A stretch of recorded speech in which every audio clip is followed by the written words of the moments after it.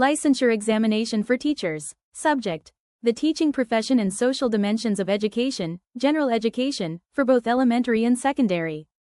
Topic: school culture and organizational leadership. Question number 1. Which element of school culture refers to the deep, unspoken assumptions, values, and beliefs shared by members of the school community, often invisible but highly influential in behavior? A. Artifacts. B. Rituals and ceremonies. C. Observable behaviors. D. Underlying assumptions.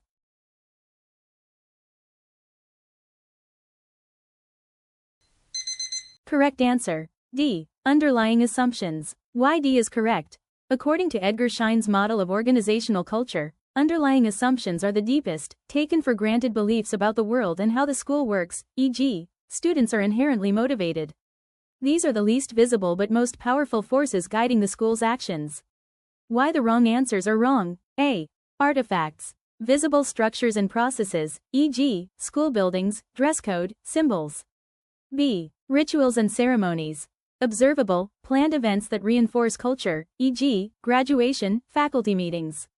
C. Observable behaviors. The daily actions of staff and students, e.g., collaboration, punctuality. A. B and C are the visible manifestations of the culture. The assumptions, D, are the invisible roots. Edge knowledge. Think iceberg model. The observable elements, A, B, C, are above the waterline. The underlying assumptions are deep beneath the surface, governing everything else. Always choose the deepest, most invisible option when the question asks for the unspoken or highly influential root. Question number 2. A school principal emphasizes teamwork, shares decision-making authority with teachers and students, and focuses on developing the professional growth and self-esteem of her staff. This leadership approach best aligns with which style? A. Autocratic leadership. B. Laissez-faire leadership. C. Democratic, participative leadership. D. Transactional leadership.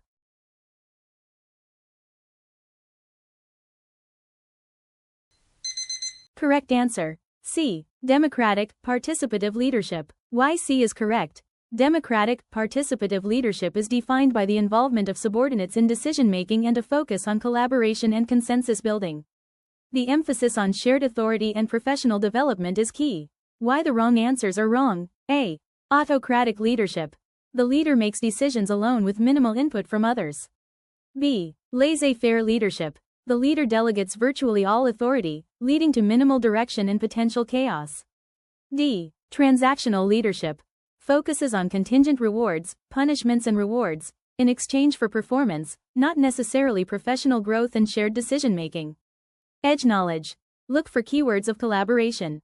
Shares authority, teamwork, developing growth, all signal a leader who is valuing input and participation, which is the heart of the democratic style. Question number 3. Which term refers to the shared perceptions among teachers and students about the policies, practices, and procedures, formal and informal, of the school, focusing on the quality of life and atmosphere within the organization? A. Organizational structure. B. Organizational culture. C. Organizational climate. D. Formalization.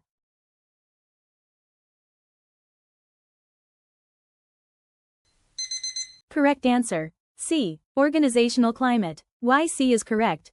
Organizational climate is the subjective, psychological interpretation of the environment.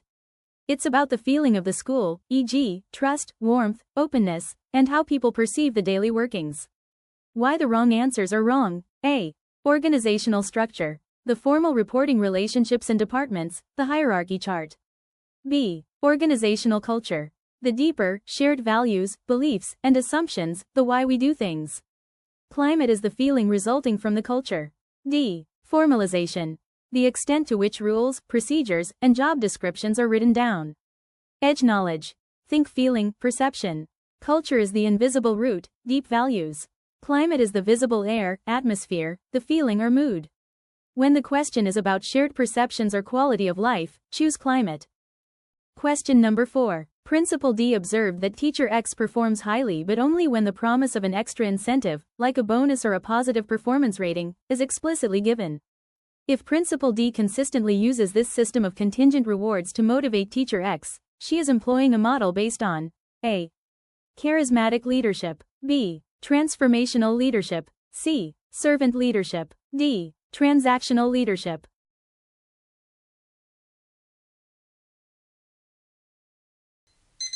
Correct answer. D. Transactional leadership. Why D is correct? Transactional leadership is based on an exchange or transaction. It operates on the principle of contingent reward, performance contingent on reward, and management by exception, intervening only when standards are not met. The use of explicit incentives is its defining characteristic. Why the wrong answers are wrong? A and B. Transformational, charismatic leadership focuses on inspiring staff, elevating their needs, and changing their values to transcend self-interest for the good of the school, aiming for intrinsic motivation.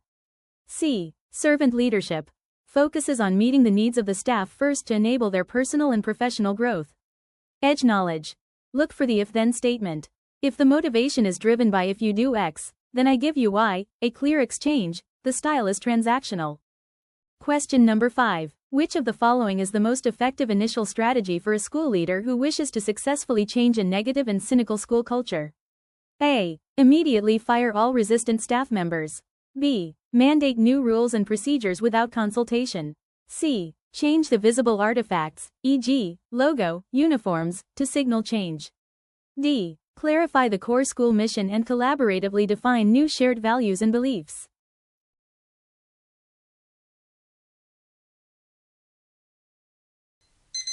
Correct answer. D. Clarify the core school mission and collaboratively define new shared values and beliefs. Why D is correct? Effective culture change requires addressing the underlying assumptions, the root of the culture, first. The best way to do this is through collaborative dialogue to establish a new, shared sense of purpose and values, mission, vision. Why the wrong answers are wrong? A and B.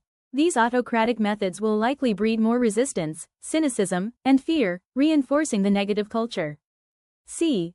Changing artifacts, logo, rituals, can signal the intent to change, but without changing the underlying values, the surface changes will be rejected or become meaningless over time. Edge knowledge. Culture change is slow and deep.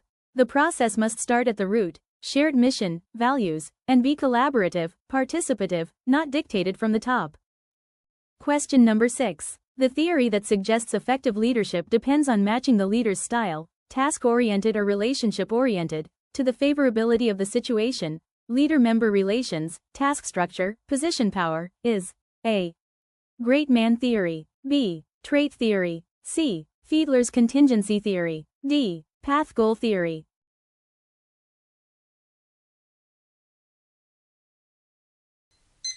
Correct answer. C. Fiedler's contingency theory. Why C is correct? Fiedler's contingency theory is the classical model where a leader's fixed style, measured by the LPC scale, must be matched to the favorability of the situation, contingency. If the match is poor, the leader must change the situation, not the style. Why the wrong answers are wrong? A and B. Great man, trait theory, assumes leadership effectiveness is due to inherent, fixed personal qualities or traits, ignoring the situation. D. Path goal theory suggests that the leader can change their behavior, directive, supportive, etc., to fit the demands of the situation and motivate staff. Edge knowledge. Look for the word match or fit. Fiedler's model is about finding the best fit between a fixed leadership style and the environmental conditions, contingency. Question number 7. A school where risk-taking is encouraged, mistakes are treated as learning opportunities, and innovation is highly valued is said to possess a strong A. Bureaucratic culture. B. Compliance culture. C. Learning culture. D. Maintenance culture.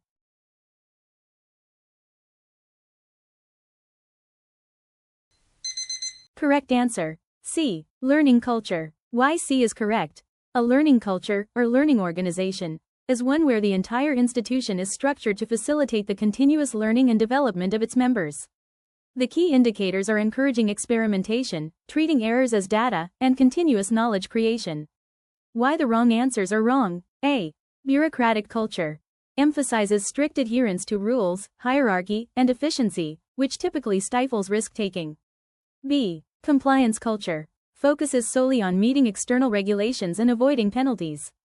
D. Maintenance culture focuses on preserving the status quo, which resists innovation. Edge knowledge. The focus is on growth and experimentation. The culture is designed to make both students and staff better by embracing failure as a stepping stone. Mistakes as learning opportunities. Learning culture. Question number 8. Teacher E is not a department head but is highly respected by her colleagues because of her exceptional knowledge in curriculum design and her ability to mentor younger teachers effectively. What type of organizational power is Teacher E primarily leveraging? A. Legitimate power. B. Reward power. C. Coercive power. D. Expert power.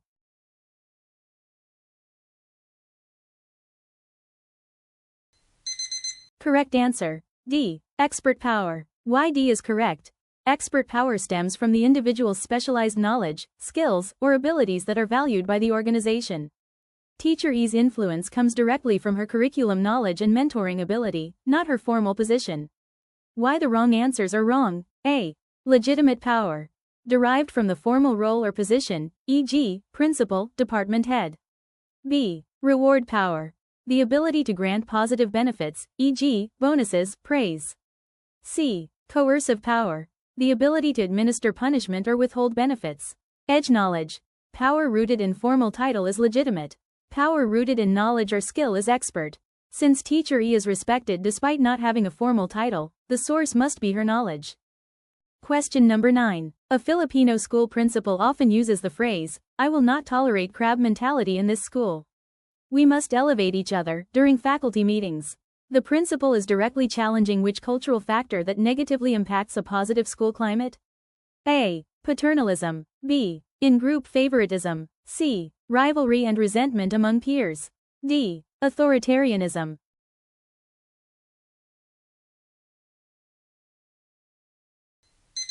Correct answer. C. Rivalry and resentment among peers. Why C is correct? Crab mentality, in social psychology, culture, is the tendency to prevent others from succeeding out of jealousy or envy, pulling the successful crab back into the bucket.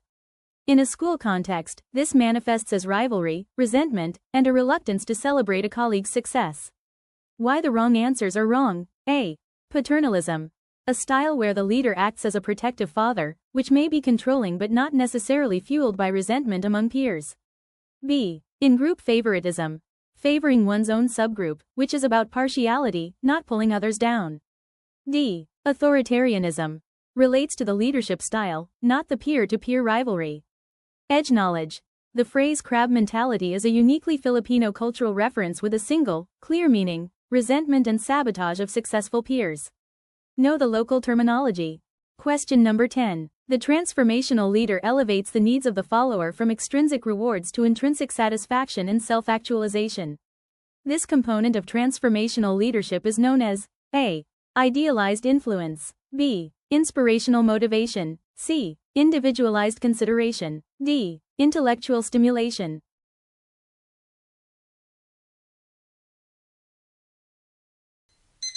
Correct answer. C. Individualized consideration. Why C is correct? Individualized consideration involves the leader acting as a mentor or coach, paying attention to the unique developmental needs of each follower, and helping them reach higher levels of potential, self-actualization. Why the wrong answers are wrong? A. Idealized influence. The leader serves as a role model, embodying the vision, charisma. B. Inspirational motivation. The leader communicates a high-stakes vision clearly to motivate the group. D. Intellectual stimulation. The leader encourages followers to be creative, challenge assumptions, and approach problems in new ways. Edge knowledge. Look for one-on-one in development. When the leader is focusing on the specific, unique needs and growth of each individual subordinate, the focus is on individualized consideration.